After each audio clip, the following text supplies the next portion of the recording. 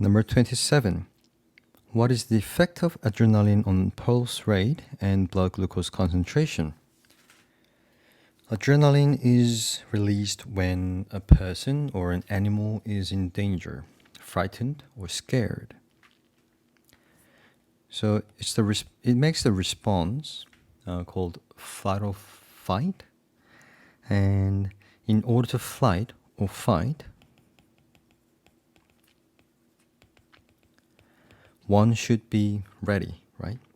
So the muscles should be ready. Muscles need a lot of nutrients and oxygen. So the body has to increase its pulse rate, and it has to increase the blood glucose concentration first of all, in order to produce energy by respiration,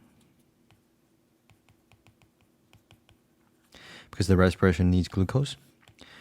In turn, ATP, the energy is produced, and the pulse rate has to increase so that the muscle gets more oxygen and nutrients faster.